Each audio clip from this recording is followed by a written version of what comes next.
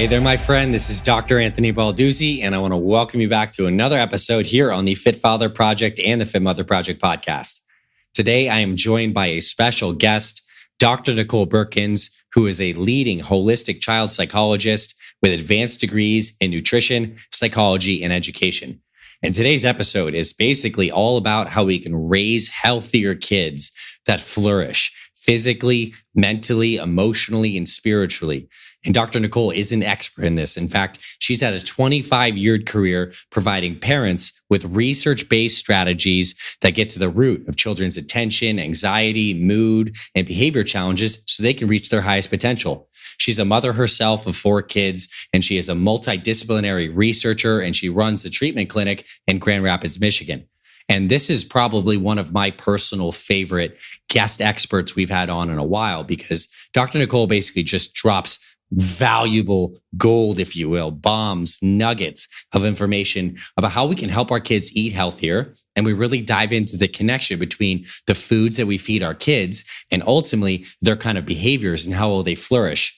And she cites some crazy stats. I think one of them is like today's kids eat 63% of their calories from ultra refined foods. And so that's wild, right? We know that there's a huge interplay between the foods that we eat, how we ultimately feel, not just with ourselves, but our kids' experiences as well. And in this conversation, Dr. Nicole basically breaks down some very simple strategies that you can deploy in your family to help your kids eat healthier, even if they're picky eaters, even if they're teenagers that are out of the house and skip breakfast all the time. She has strategies for all of this because of her deep clinical work and all of the research. So I think you're going to find this very valuable. I certainly did. And that's why I'm so excited to bring you today's episode. And I want to urge you to listen to this. And I also want to urge you to give me a little bit of grace with my own vocal cords today. It has been a heck of a week recording a lot of different types of content, and I have a little bit of the sniffles. So I have this kind of raspy voice tone, which you won't hear too much because Dr. Nicole is just basically spit and fire this whole episode. So you'll be really listening mostly to her. But just want to let you know if you're like, hey, Dr. A sounds a little bit funky today. Yes, I do. I absolutely do. And I will get back to resting my voice, and you can get to look forward to this amazing episode. So tune in right now, and I'll see you in the episode, my friend. All right, Dr. Nicole, welcome officially to the Fit Father Project and the Fit Mother Project podcast. I'm so happy to have you here. I'm glad to be here. Awesome. Looking forward to this conversation. It's going to be great. Me too. So I'm really excited to have you in particular because you have such a broad swath of expertise, both as a holistic child psychologist, but also as a nutritionist and scientific advisor. So in this conversation, I want to cover a wide landscape of stuff, like how can parents help their kids eat healthier? How can we help our kids work through anxiety and develop and flourish? And also what it's like to be the parent on the other side, trying to help and support. We're going to cover a ton of stuff. But before we get into that, I would love for you to share a little bit about you, about how you got started into this work, maybe a little bit about your family, and just so you can everyone knows how amazing you are and you can connect with our audience a little bit. Yeah, my story has taken a lot of twists and turns. I'm not one of those people who right out of the gate with college graduated and then my career took a straight line path. I've taken twists and turns really as I've seen needs in the kids and families that I've been working with. So my career actually started in education. A lot of people don't know that about me. I was a teacher well before I was a psychologist or any of these other things. And I was working with kids with pretty significant learning challenges, emotional and behavioral disorders in the school system. And I loved that work and I was really good at it. And I was, making a lot of impact with kids during the school day. But I had parents saying to me, well, what do we do with them the rest of the time? Like, we're struggling. We don't have resources. We don't know how to manage these behaviors. We're not sure how to best support our kids.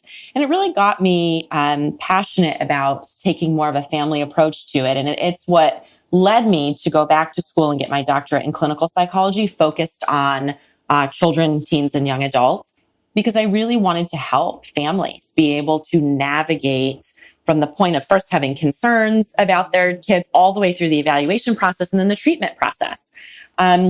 And so I do have a doctorate in clinical psychology. Around the same time as I was pursuing all that, I started having kids of my own. So I think it's important for listeners to know I am a mom myself. I actually have 4 kids. They're older now. My kids currently are 15, 18, 20, and 22. So I've been at this parenting game on the personal side for a long time, almost the same amount of time that I've been doing this professionally.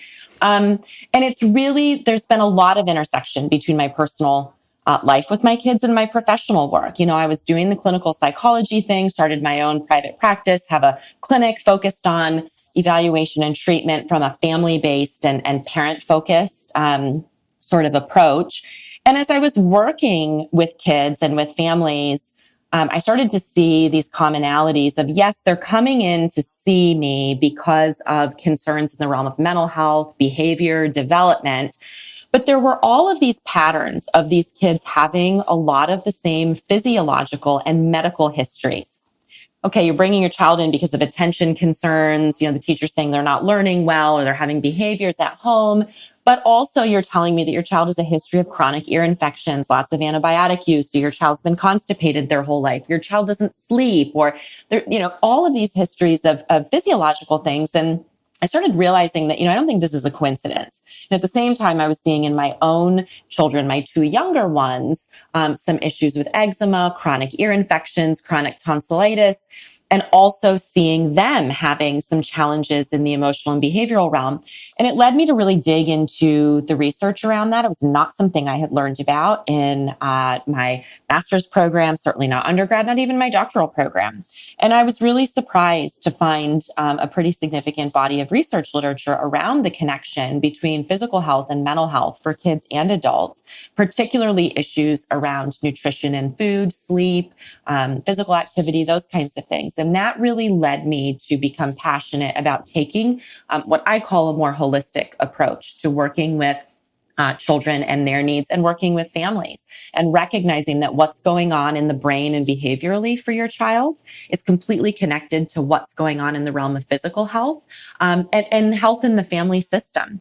I went back and got a master's of science in nutrition and integrative health just because I wanted to understand more of the detailed biochemistry and all of those pieces from the nutrition and lifestyle angle. And that's really what I bring to my work today, is all of those pieces of my winding history and various degrees and research, and my own personal experience with that as a parent. It's easy to be a professional who tells parents, well, here are the 16 things you need to do and you need to change to help your child. It's another thing to actually try to do them. And so I bring that personal piece of, I know what it's like to be in the trenches with kids. I know what it's like to try to change the diet for your family. I know what it's like to deal with the very real challenges of managing screen time and school and all of these pieces with kids. And so that's what I bring to my work, both clinically. I don't see too many patients anymore, although do still carry a caseload of some patients myself. But most of my time is spent doing education of professionals in the fields of medicine and mental health and the realm of education.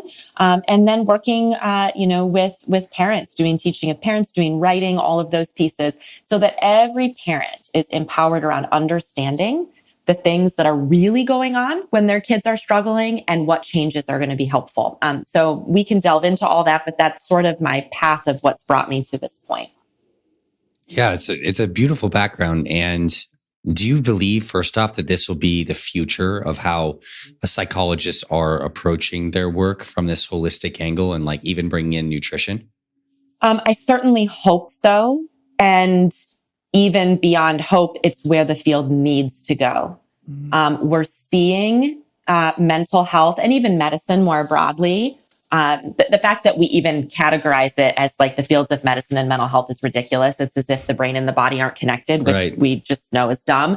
But that's still how we talk about it. But both fields more broadly are slowly moving in this direction of recognizing that the very isolated and rigid diagnostic way that we've approached symptoms and health problems, both mentally and physically for people, isn't getting us where we need to be. And we know that because the rates of people, children and adults with chronic mental illness, chronic physical illness continues to rise, despite the fact that more people have access to healthcare and mental health services than ever before. So that tells us that something in how we're approaching this isn't really getting to the root of what's going on. And it requires us to look beyond what's been the mainstay of mental health practice, at least in this country and broadly around the world for many years now, which is get some cognitive behavior therapy, get some kind of, counseling therapy on board, and then take some medication.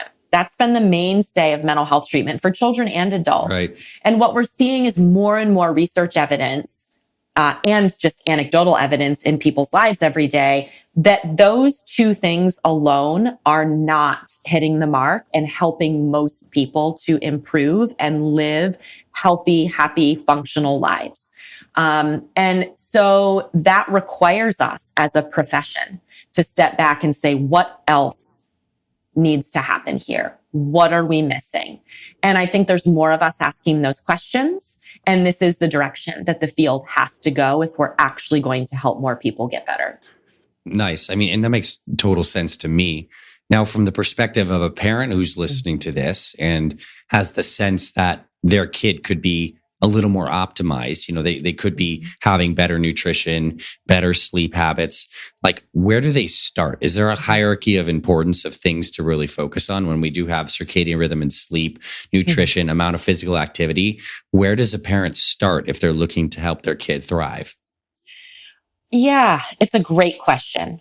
I think we start by recognizing that children today are growing up in a world that is far less compatible with children's brains and their brain and body development than the world that we and previous generations grew up in. And that's an important starting point because it's very easy to say, what's wrong with kids today? I mean, I think sort of every generation asks that question, right? Like, what's wrong with kids today? But really, like, we can legitimately, we should be legitimately asking that question when we have rapidly escalating rates of chronic disease and chronic illness in children that we did not see even 20 years ago. Right. And so it does beg the question, what's going on with kids today? And it's very easy to say there's something wrong with kids.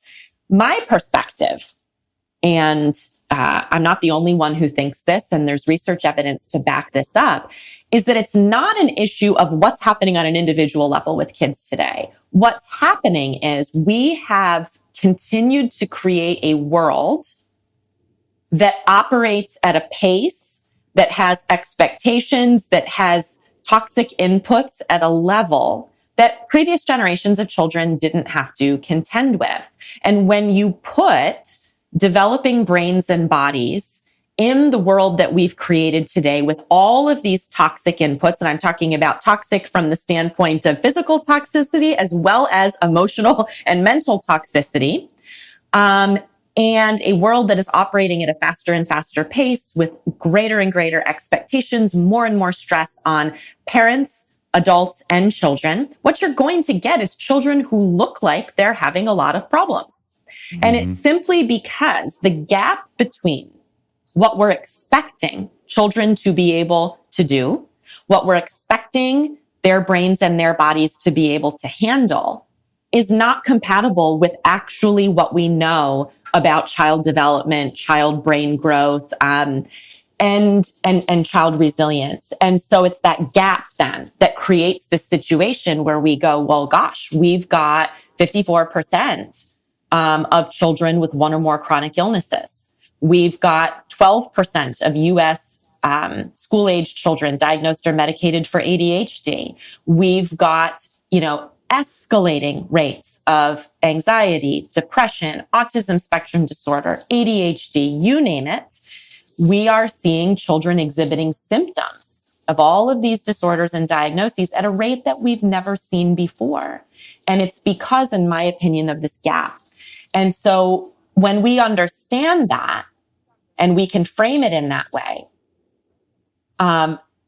then it opens up the possibility of us as parents saying, okay, what can we do to help close that gap? How can we create more inputs into our kids' lives on a physical, mental, relational, environmental basis that support where they are in terms of their brain development, their brain function, their overall development and wellness? to help close that gap a bit. Where do we need to be doing work on ourselves as adults to recalibrate our expectations, to better understand where our kids are, what's going on, and how we can relate to and communicate with them in a way that better supports their development and therefore better supports their mental wellness, their physical wellness. So when we understand it in this way, it opens up a lot of possibilities for us to actually say, there's lots of things that we control here that we can better leverage to support health and wellness for our kids, as opposed to, unfortunately, what's happening out there now, which is we're just kind of screwed, right? Like 75% of kids, endorse symptoms of depression and anxiety. Suicide's the leading cause of death in young people. We've got autism, we've got ADHD rising at these rates. Like, oh, there's nothing we can do.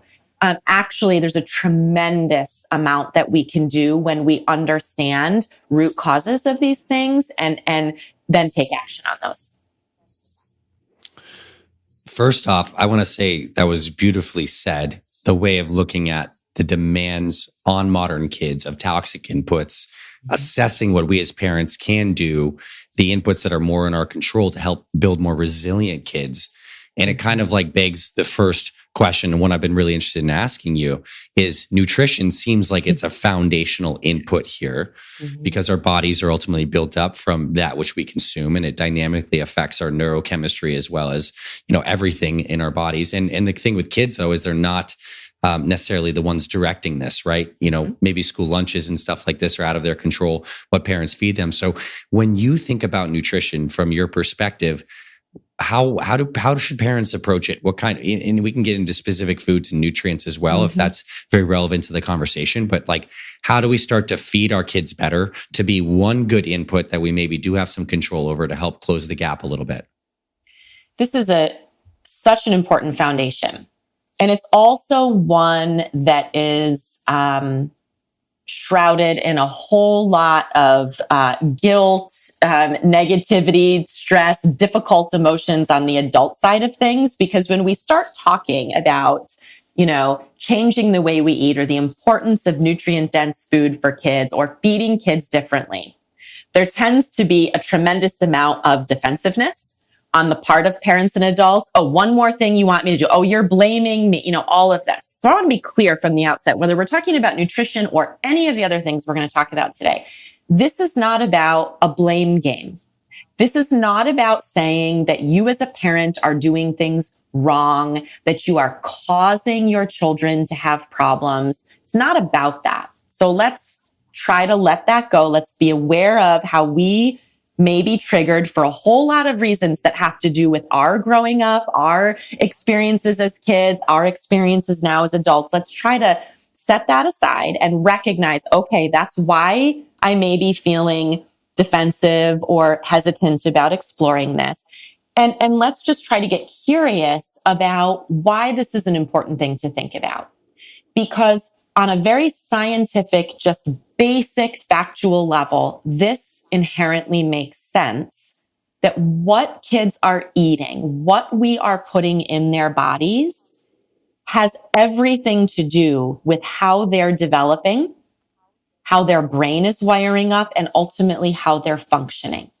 There just isn't a way of getting around that. And unfortunately, that very basic foundation has been removed from so much of what gets talked about, whether we're bringing our kids to the pediatrician for their, well checks, or we're bringing our children, to a mental health professional because of behavioral or learning concerns or whatever it might be. This very foundational piece has been left out of the conversation. And the general stance that parents hear from the medical and mental health profession is, well, as long as your child is physically growing and staying on the growth chart, then they're eating fine, and that's not something that we need to think about, which completely makes no sense when we understand, as you stated, that the food that kids are taking in, and this goes for adults too, but we're talking about kids here, literally contains the building blocks for the brain and body to work with to be able to grow and function. And so your child may be taking in enough calories enough protein, enough carbs, enough fats to be able to physically grow. Meaning when you bring them into the pediatrician, they're saying, oh, yep, they're still on the growth chart, still growing, that's great.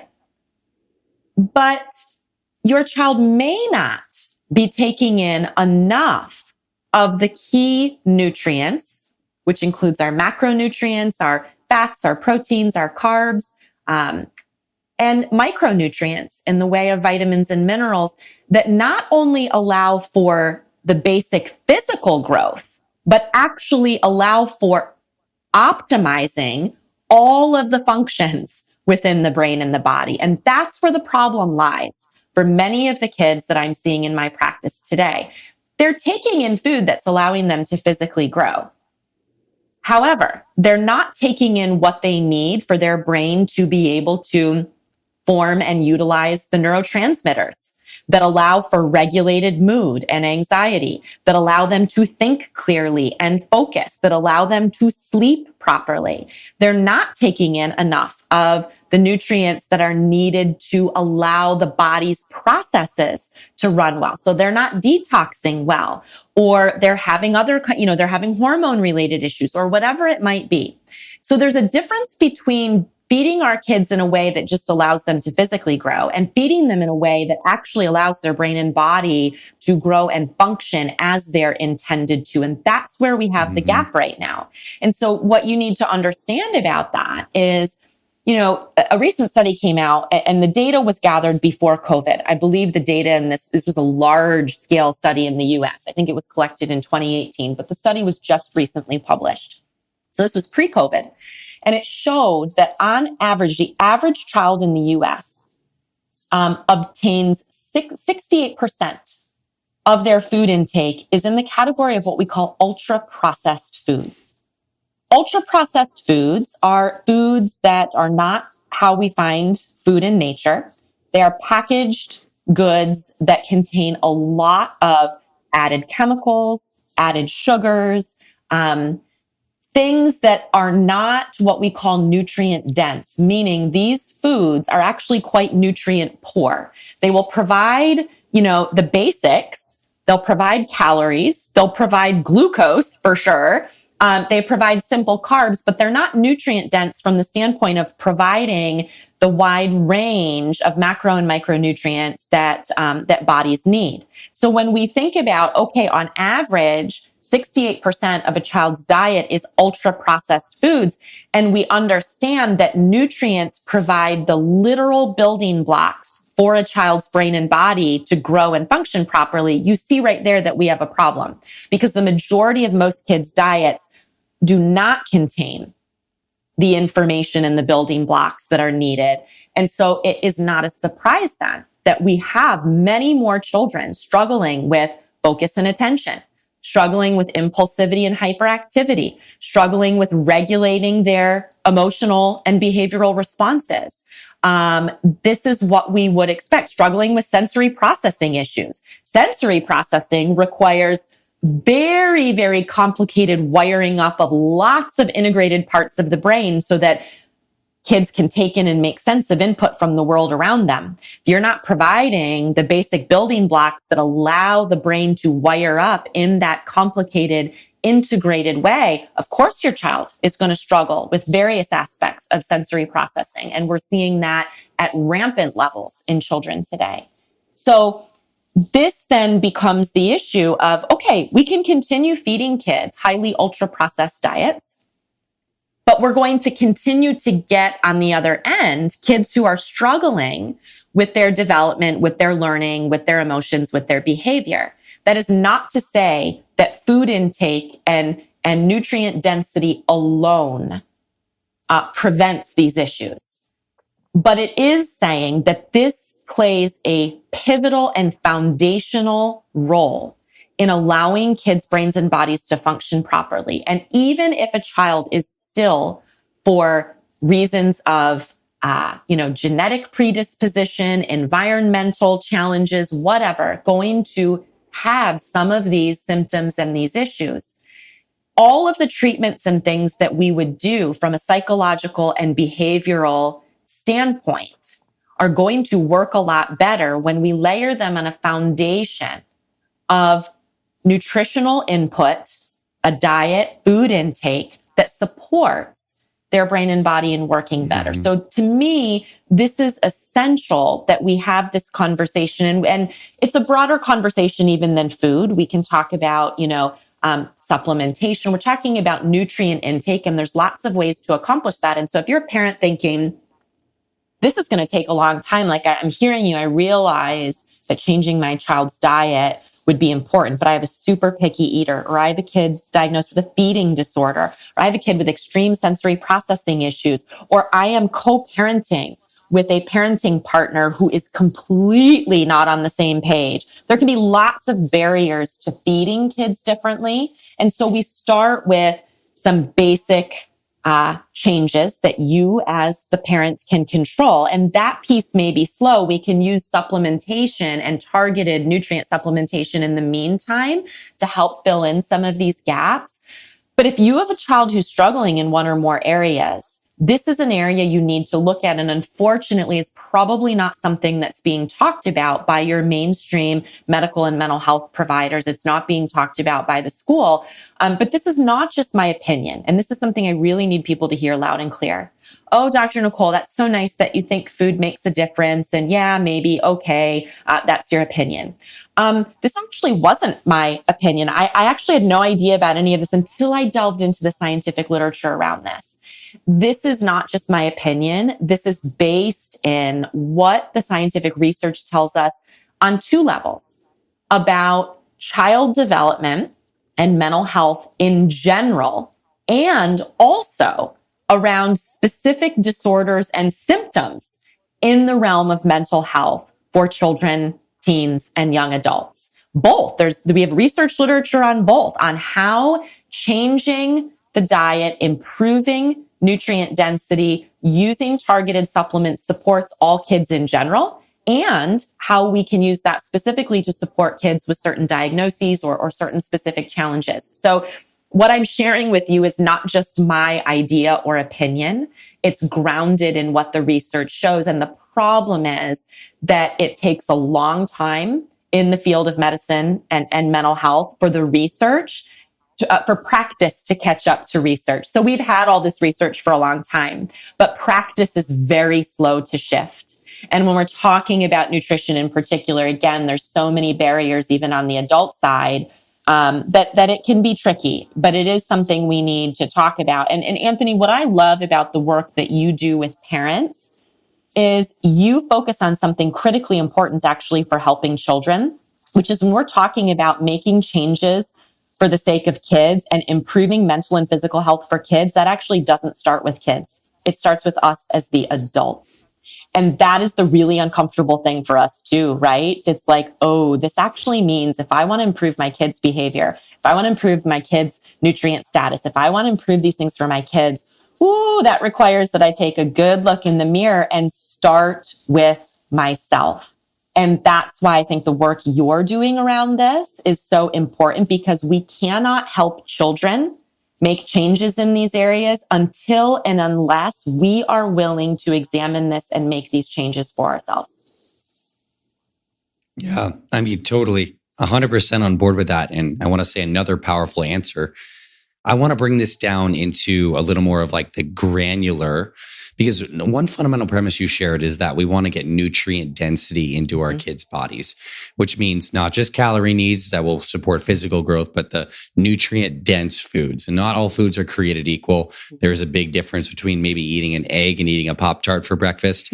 So let's get into not what parents should feed their kids, because it's unique for every individual parent, but what they could feed their kids for a couple of the main meals. What are some nutrient dense foods that would be good? And I'm thinking of parents at all different kinds of stages. A lot of parents may be waking up and making their kids breakfast.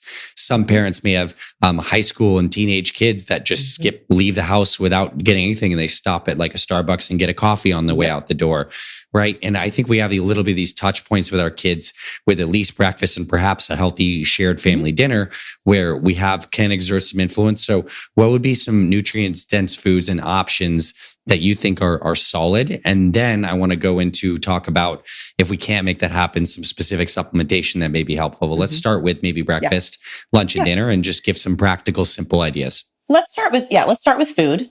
And before even breaking down into the meals, let me give a couple of foundational starting points, because this can feel so overwhelming to people. People go, oh my gosh, you're asking me to cook, shop differently, like I can't do this, and then we shut down to it. So let me just share a couple of basic starting points that can really start to shift things in a positive direction. And the one, and this applies to every meal, every snack, everything in your home, is to make the shift towards water as the primary beverage that is consumed in your home. Now, you may say, that sounds like the stupidest thing I've ever heard. That's too simple to do anything. And this is part of it too. We think this has to be complex. Let me tell you why shifting to water is so important. Because the vast majority of children, water is not their primary beverage. They are drinking fruit juices. They are drinking milks. They are drinking, some of them, soda pops, sports drinks, and other drinks that even nowadays it gets trickier because they're marketed as being healthier options, but they're full of problematic things. If you just did one thing for your kids and your family around the nutrition piece, and that is shift either immediately or slowly over time to watering down those fruit juices to help your child build a palate for less sweet beverages. You don't have to go cold turkey all at once. Just start progressively adding a little more water into that to dilute it so that their palate and their sensory system adjusts to less sweet taste. Get rid of the fruit juices. Here's why. It's sugar. The fact that it says fruit can be deceiving, but from the standpoint of what actually fuels the brain and the body long-term in nutrient density, we don't want that in there. It's adding a lot of sugar and not a lot of other benefit for your child. So water the juices down and slowly phase them out. You can add whole fruit to water. You can add fun ice cubes. You can use fun straws. Let them pick out a fun water bottle. I've got videos and articles on my website about how to get your kids drinking more water. It really doesn't need to be that complicated. We can make it more interesting for them. It really comes down to us as the adults saying, this is important, and so this is what we're doing. And modeling ourselves. You cannot tell your kid that they need to drink more water when they see you with the big gulp Diet Coke or drinking coffee all day long. And believe me, I'm a coffee lover, like drink your coffee. But when you're clearly not consuming water as your primary beverage, your kid is not going to do that no matter how many times you tell them they need to. Get rid of the milks. There's a whole fallacy of thinking around the fact that children require milk of some sort, cow's milk in particular. It's filled with sugar. Obviously, I defer to your pediatrician for your child's unique physical growth needs, particularly if you have a child who is not on the growth chart. This is a nuanced conversation, but in general, children coming into my clinic are deriving a whole lot of calories and fluid intake from cow's milk, especially flavored cow's milks at school. You know, those strawberry and chocolate milks, those cartons of strawberry and chocolate milk that your kid's consuming at school have as much sugar as the same number of ounces of soda pop.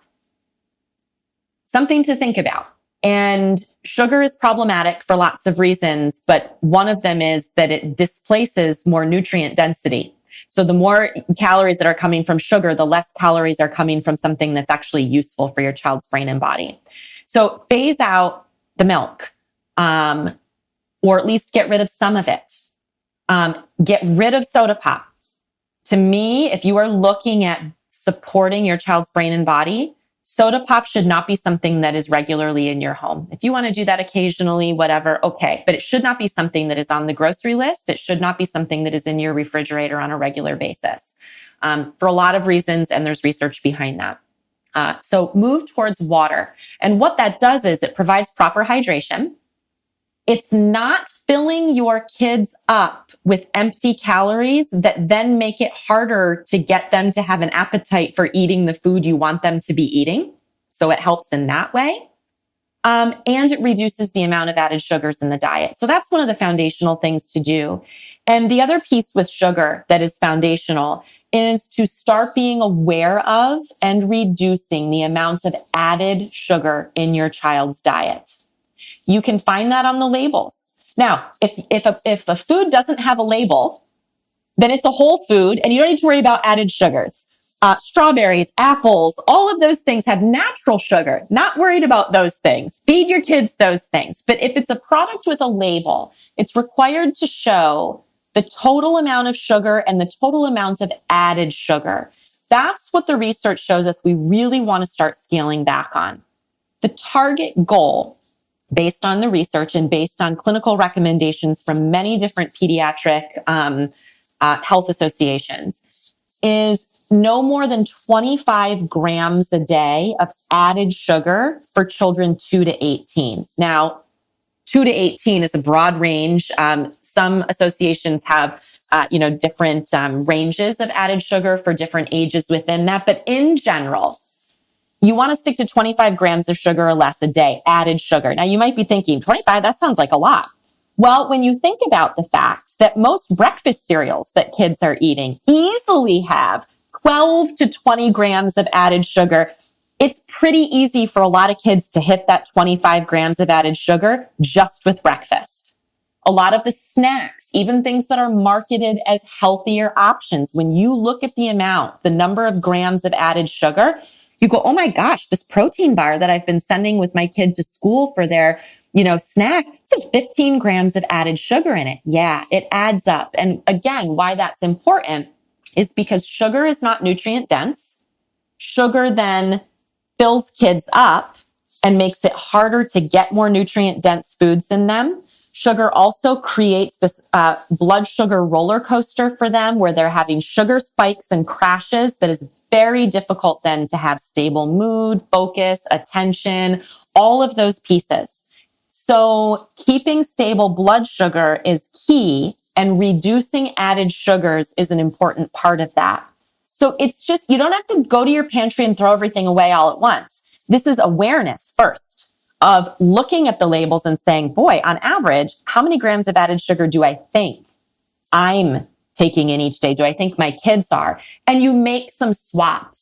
So if there's fruit snacks, for example, that your kids are eating on a very regular basis, it's a snack they like, and you look at that box and you go, wow, these have, 16 grams of added sugar per pack. Then you say, next time I'm at the store, I'm going to look at the options and I'm going to try to find something that has fewer grams of added sugar. It's not that you take fruit snacks away. It's that you say, how can I make a swap here that reduces this added sugar burden? And that's how you start to make these shifts. So I focus on swaps first. And then the piece that you want to add in more of is making fruits and vegetables more central and accessible to your kids.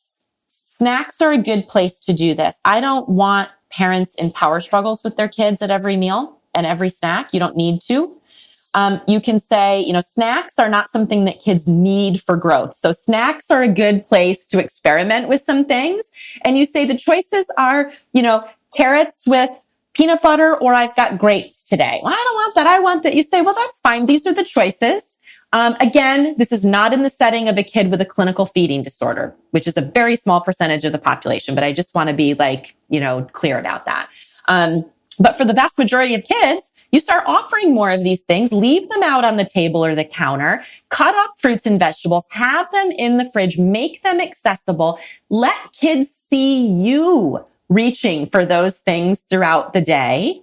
And that's how you start to push in some of those more nutrient dense things. And the reason I focus on fruits and veggies is because the data is so clear that the vast majority of children, at least in the US, have very low intake of fruits and vegetables, and that's problematic for all kinds of reasons. But when we're talking about getting nutrients in them, fruits and vegetables are an important piece of that. So those are the foundations. So then if you think about how do I take that into the setting of meals, you think, well, on a very basic level, I'm just going to serve water as the beverage with meals. That's where I'm going to start. Not even try changing the food initially.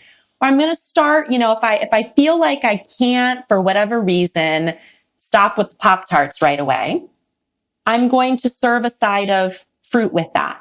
Or I'm going to pair that with some protein and say, I made some scrambled eggs for myself. I put a few on your plate, to have with your Pop-Tart. You can start pushing some of these things in.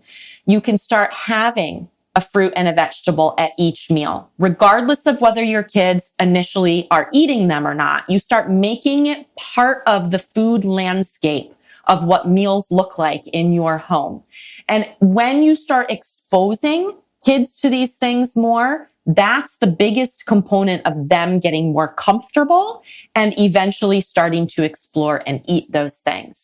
When you're thinking about meals, you think about how can I reduce the sugar burden here? So can I, for example, make the mashed potatoes from scratch, which just involves boiling the potatoes, maybe adding some butter and whatever kind of milk or liquid you're going to do, instead of using the boxed version or the version that I bought from the deli, which when I look at the ingredient panel actually has a lot of added sugars and other chemicals. What you make at home with those mashed potatoes is going to be a more nutrient dense option. Can I find chicken tenders for my kid to take in their lunchbox because I know they'll eat those that don't have a lot of added sugar? So when you start with just these three fundamental sort of ideas, making produce more accessible, reducing the amount of added sugars, and shifting to water as the beverage, you start looking at how can I work those three pieces into the meals that I'm serving.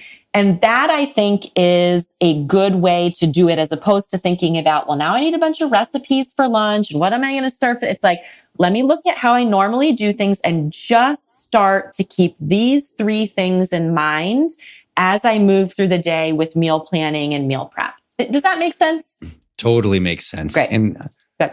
It was really cool how you approached that answer, because that's like the process. Excuse me, everyone knows I'm losing my voice today, but that is the process of actually implementing this change. And it's small stuff. It's not taking away, it's swaps and substitutions. And I will say this, Dr. Nicole, for everyone listening to this, they're very likely in our Fit Father or Fit Mother programs. So they're very privy to these principles. Great. Now, I also do want to give people a little bit of an ideal to strive for. Yeah.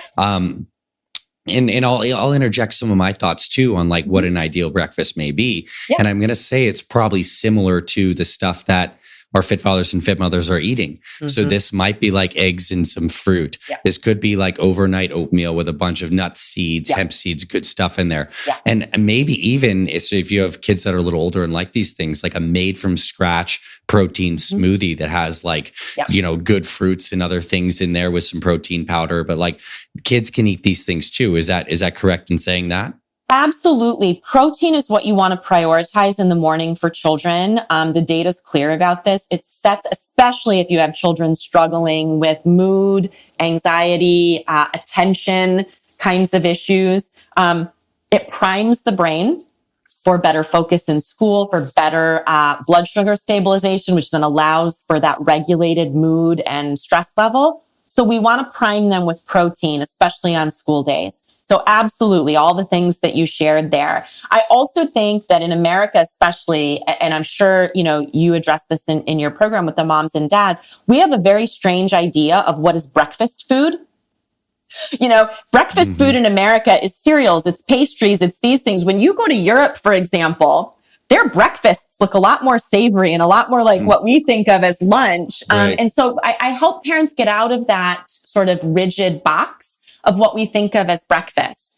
Some kids that I work with do great with breakfast. For them is leftovers from dinner the night before. That actually sets them up for the best day in school. So think outside the box with that.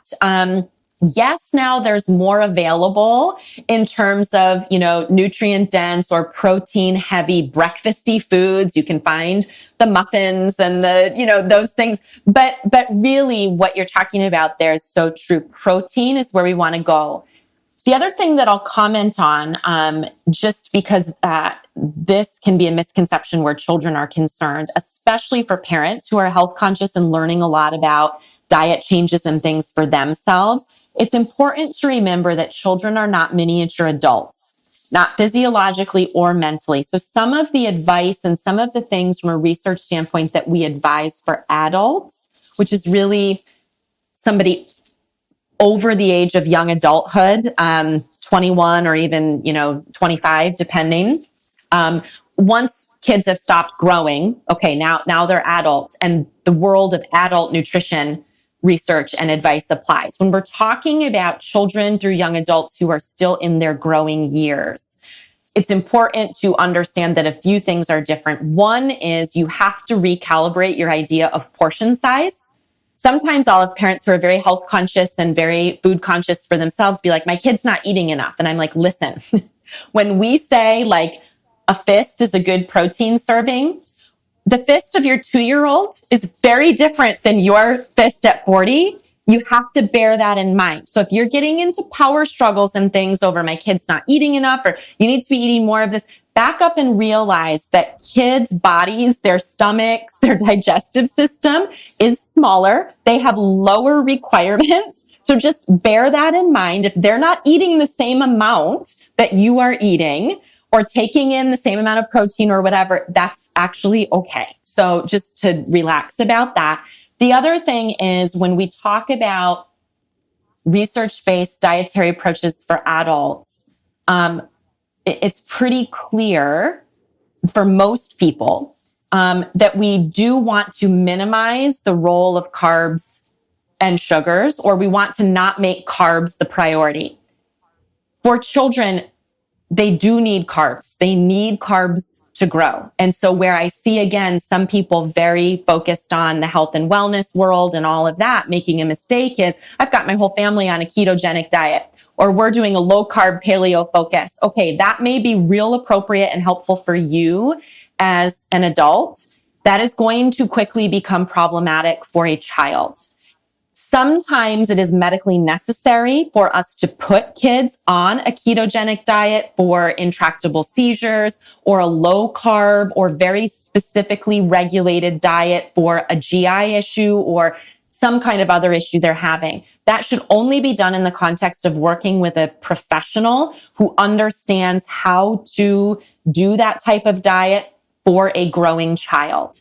In general, we need to understand that kids need carbs. So while your breakfast, you may focus on maybe just a ton of protein and fat and like, oh, I'm not doing carbs. We do want to make sure that for our meals and snacks, we do have nutrient-dense carbs in place for kids. Most kids need some grains, nutrient-dense grains. Again, there's a difference between Wonder white bread on their sandwich and whole grain nutrient-dense bread. But to understand that children who are in those growing years and even through the young adult years, the teen years especially, they do need different macros. They do need carbohydrates. So the goal is not to get rid of those. And so I just think that's important to think about. So when you think about putting a plate together for breakfast, yeah, we've got some eggs. Maybe we've got some whole grain toast with real butter on it if they can tolerate dairy, or maybe we do, whole grain toast with nut butter. That's been a mainstay at my house as my kids have gotten older in the teen years. They want to sleep in until the last minute before they have to get out the door. Okay, what can we do quick?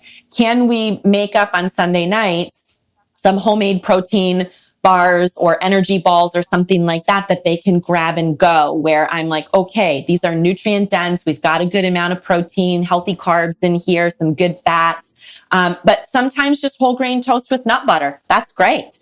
Or maybe it's heating up a few sausages, right? Heating up a few sausages and then grabbing some fruit, an apple on the way out the door. Great. I would be thrilled if every teenager in America would just, have a microwavable, nutrient-dense sausage patty, preferably homemade, but if it's packaged and doesn't have a lot of added sugar, fine, and grabbed an apple or a banana on their way out the door. Is that ideal? No. But here's what's important to remember. We aren't shooting for ideal. We're shooting for improvement. We're shooting for better than what they might normally do, which is skipping breakfast, which is very problematic for kids. Or grabbing something sugary, right? So you don't need to aim for optimal. And I'm telling you this as someone who is licensed and board certified and does this nutrition work for a living and also operates in the real world with 4 teens and young adults in my house. we're shooting for better. We're not aiming for best here. So don't let perfectionism with this stuff be the enemy of good enough and just starting to make some of these shifts.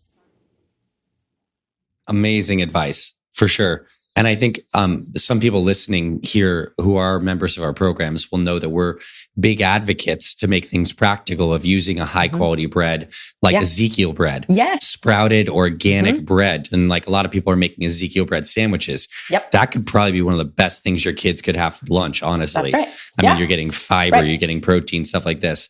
It's toasted Ezekiel bread. You spread a little avocado on that thing, maybe even put an egg on that. Like that doesn't take a long time, but that's powerful, or even the sausage. And then the thing about the carbs for kids, I think fruit is kind of the answer. I mean, obviously, a lot of dinners do end up having some kind of grain with them, whether it's a rice or pasta or something like that. You know, they can have that for sure. And then the fruit can fill in some of those carbohydrate targets really well. So that's awesome. Yeah. And I think too, like sometimes when even parents in your program, because you get tremendous results with people, and I, work with some families where the parents have made some incredible changes for themselves. And then you look at what the kids are eating and you're like, where is the disconnect here? And they go, I'm a short order cook for my kids because it's too hard. I don't know how to make these changes. I'm tired of arguing with them. So would it be helpful for me to just share a couple tidbits around that? Because I think you may have parents in your community dealing with that. They're like, I'm doing this for myself. I know this stuff, but I can't quite bridge the gap. Okay, here's a couple things. First of all, you do not need to be a short order cook. If your child has a diagnosed feeding disorder, that's a separate issue. But everyone else, it's important to make whatever meal you are making, and this is what's served. Now, the trick to that is to always have something on the table that your kid will eat. So if you're making this amazing like salmon, with spinach and this beautiful dinner for yourself, that's what the family is eating. That's what's on the table. You say, well, my kid won't eat that. Okay, but your kid eats strawberries. So you have cut up strawberries in a bowl as one of the side dishes. That will be the thing. You put it all, you say, we put all this on our plate, not a full serving if they're not going to eat it. Don't waste it. But you say, we take some of each of this. You don't have to eat it. They will eat the strawberries. Great.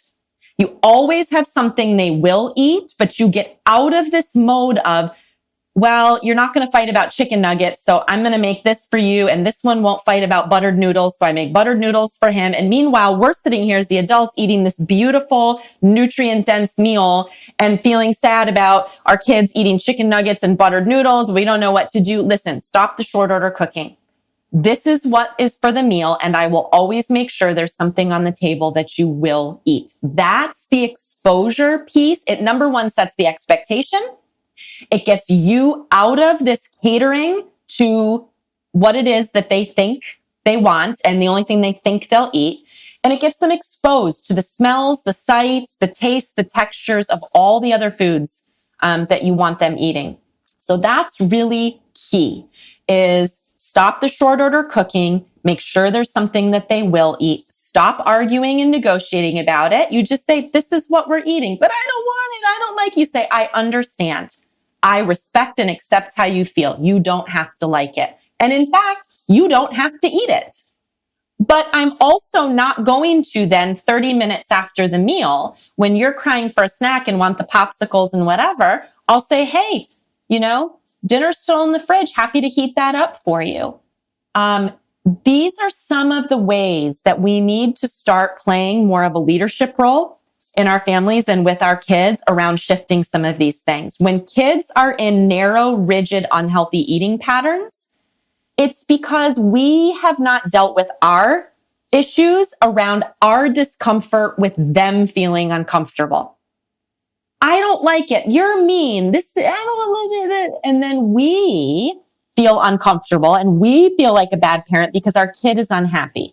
That dynamic is at the root of most of the problems that parents face with their kids, but particularly when it comes to food. So if that's happening for you, just be aware of that. Start to, untangle that for yourself. But that is really key. And exposure here is key. Not all at once, but exposure. So you said Ezekiel bread. And I'm like, it's a perfect solution. And probably 75% of parents easily, even listening to this, would be like, my kid won't eat that on their sandwich. Okay, start with what they will eat. And so you start saying, hey, I made the bread that you're used to, and I also made half a slice of this. Hey, I'm going to start making your sandwich with one slice of bread of what you're used to and one slice of this.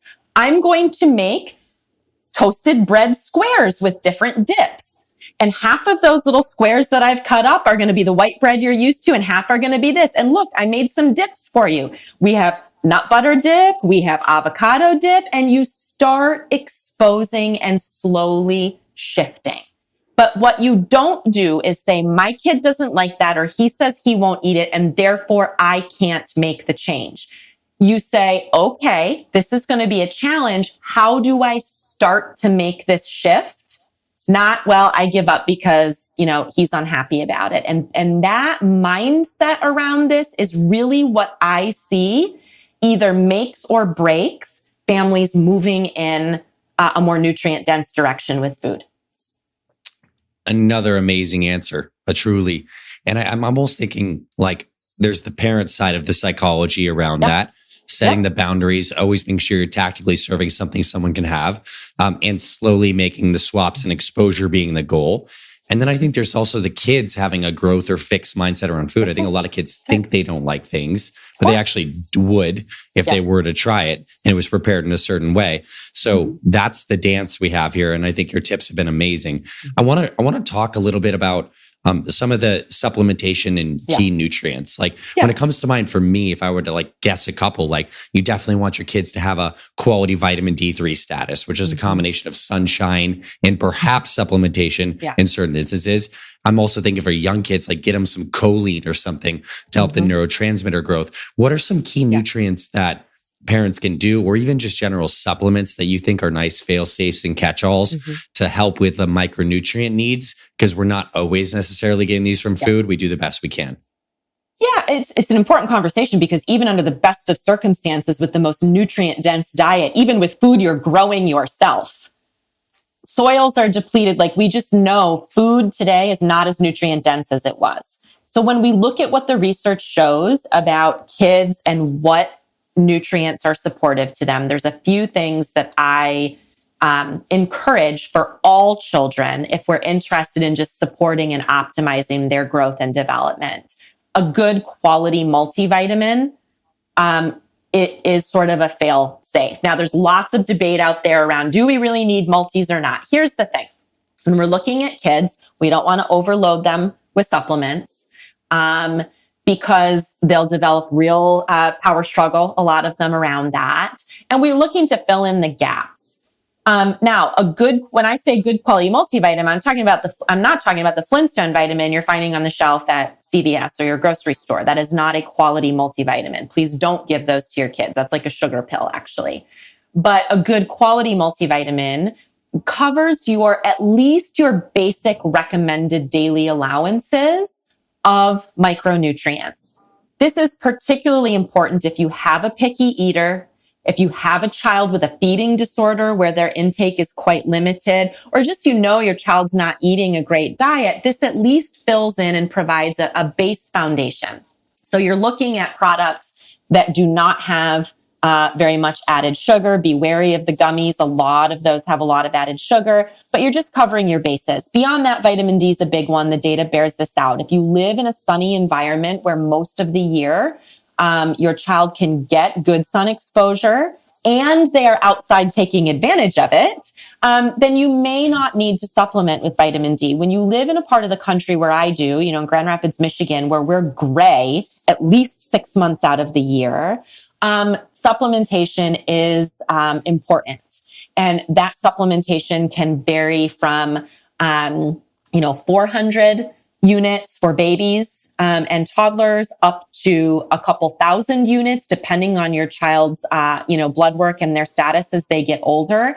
If your child has mental health challenges, developmental challenges, checking that status is really important because the data is clear around the connection between vitamin D3 status and many mental health and behavioral symptoms in kids. So that's an important one. Omega-3 fatty acid. This is probably the one where we have the most data on brain development in children and where kids are not getting enough by and large. Most children have very high omega-6 status because omega-6 fats tend to be what's in a lot of the processed foods they're eating. But omega-3 fats, particularly DHA for developing children, is critical for brain development. It's literally the fat that is necessary for brain cells. And for the myelination of nerves, for allowing proper wiring up of the brain and proper neurotransmitter utilization and function within the brain. So we've got clear studies on how depleted levels of omega-3 fatty acids, particularly DHA, lead to very significant brain problems for kids. Again, we can use supplements for this in infants all the way up through young adults. I think omega-3s make sense for kids in general. I think therapeutic high doses of omega-3 make a lot of sense for kids diagnosed with any type of neurodevelopmental or mental health condition. The data is clear about that. Mm-hmm. And then the other one that I think about is magnesium. Because most adults and children have suboptimal levels of magnesium. And magnesium plays a role in so many brain and body processes, and especially in a world where stress and anxiety are at an all-time high for kids and adults. Magnesium becomes an important thing to look at. There's different forms of that depending on what the needs are. But I do think that's one to look at. So those are sort of my general, zinc is important. You mentioned choline, phytonutrients. There's so many things that are important. But if we're talking about just the basics, the other thing that I will spotlight here, which is not something that you want to be supplementing for your child without getting lab work, but it does warrant spotlighting iron status for your child. Iron status is one of the most underappreciated, underleveraged things that we can look at for kids who are struggling in the realm of mental and behavioral health and learning any type of neurodevelopmental or mental health issue. The research is so clear about this, and yet almost never do I have a kid or teen present to my clinic with a history of symptoms where someone has even checked their iron status. Kids with even suboptimal iron status, they don't even have to be anemic, just suboptimal iron status creates major problems for brain development, for learning, for behavioral regulation, for sleep. So if your kid is struggling with any type of symptom, ask your child's primary care physician to run an iron panel, not just the little finger stick they do in the office, but an iron panel to look at serum ferritin, to look at iron saturation, to look at their broad iron level. This is really important because it's such low-hanging fruit. Mm-hmm. I can't tell you the number of kids I see who present with symptoms of ADHD. That's why they're coming into the clinic. Upon taking a thorough history, we discovered that they aren't sleeping well. And when we dig into that and run some basic labs, we discovered that they're anemic or have suboptimal levels of iron. When we treat the iron problem with supplementation and perhaps some dietary changes, but primarily the easiest way to bring that up is through supplementation, guess what happens? They start sleeping the way that they're supposed to. And then guess what happens? Their symptoms of ADHD dramatically go down or go away. Not my opinion. We have the studies to back this up. So do not start supplementing your child with iron. If it's in your kid's multi, that's fine. That level's not going to harm them. But do not start supplementing with standalone iron supplements without blood work. But please do know that that is a very basic, low-hanging fruit thing to look at if you're having concerns about your child. That is what they say, a clinical pearl, if you will. Yeah. So to check the iron status, and maybe while you're doing that as well, get a vitamin D3 serum test for your kid. Like these are good labs to check on your kids. Mm-hmm. And awesome. just amazing across the board. So much insight here. And I'll say this about the kids' multis too. The ones that I see typically have the good RDA meeting of your B's, your C. Oftentimes they have at least half, if not all of your zinc, but they're typically low in magnesium. You don't really find too many multis that are low in mag. So I'm just thinking practically, if you gave a morning multi that tastes good, and maybe they even have gummies that are lower sugar varieties. There's a lot of products out there. Yeah. And then the evening could be a good time to give them the magnesium supplementation. They also have gummies there too. And look also, I'd say for a multi that has the omega-3s in them, if you're going to give them one thing, the DHA in there is a possibility. Totally. Really good. And then there's powder too, like powder options are becoming much more. I mean, here's what's interesting. We have an entire world of adults now that refuse to swallow pills, which is a whole nother conversation. But because of that, manufacturers have gone to more dissolvable or powder or gummy options. You just want to watch the added sugars and the additives, but those powders can be great options for kids because you can mix them. There's great magnesiums available that way. And yeah, the reason that mag isn't usually in multis for kids or adults at any type of level that we would want it to be is just because magnesium is a bulky mineral. If you take magnesium capsules yourself, you know that they're fairly big, really hard to get any kind of decent amount of that in a pill form, in a multi. So you're absolutely right, taking that separate. And especially if your child struggles with bowel issues, if you have a kid who tends towards constipation, a magnesium citrate formula covers not only getting the magnesium that they need, but also helps move their bowels. And so a lot of times when we're talking about these targeted nutrients, we can hit multiple targets with one nutrient. And the fish oil piece, I'll say too, a lot of parents balk. They have conjures up images of their mom chasing them around with cod liver oil on a spoon or whatever. Right. Look, we've come a long way with that now. There are beautiful formulations out there. I use them with kids every single day where even if they're not able to swallow the larger fish oil gel capsules, there are a lot of liquid options. There are ways to work on getting this in kids. I've got several articles on my website about how to get more omega-3s in your kids through diet and through supplementation. So just know that it is possible and that the world of nutritional supplements has evolved in a lot of ways since, certainly since I was a kid, 40 plus years ago. So, yeah. Yeah. The options are here for us with a little bit of knowledge and planning. Yeah. I think you laid out something that was super approachable today. Everyone can, I'm sure, I definitely see a few optimizations that can be made, a few things to try, the right way to approach it. So thank you first off. This was really cool. And you're also very great at explaining this, which makes it super enjoyable.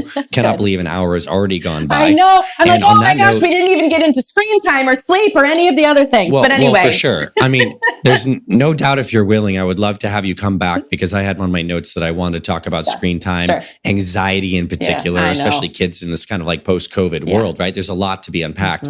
But from this conversation, if someone's really interested in learning more, and I recommend they also join your email list and stuff like that, where can people go? Where would you like to direct them that they can learn more and dive even deeper into your work? Sure. Thank you. So my website is drbeurkens.com, DRBEURKENS.com. I've got tons of articles, videos, handouts, all kinds of things that you can access there. That's also where my podcast, The Better Behavior Show, is housed. So if you're interested in all these kinds of topics around kids, that's what my podcast covers. You can also find the Better Behavior Show on your favorite podcast player. And on social, I tend to hang out most on Instagram. That's really where the bulk of my community is. It's at Dr. Nicole Beurkens. I'm also on Facebook, but come hang out with us on Instagram if you're on social. And then my book for parents, which is several years old now, but still very applicable, is called Life Will Get Better. And you can find that wherever books are sold. That's amazing. And we'll have links to all of this as well in the show notes description, whether you're watching this on one of our websites with a blog page or just on Apple or Spotify or whatever, we'll have links to everything. So Dr. Nicole, thank you so much. This was amazing. And I would like to get a verbal confirmation for you that you'll come back and tell us more like that. You'll come back on the show if you're open to it, and talk about some of the other, maybe more mental, emotional side, behavioral side of this stuff, as well as circadian rhythm. So love Absolutely. that. Thank you so much. You've got my promise. I will come back anytime you want to have me. Happy to have these conversations with you for sure. Thank you.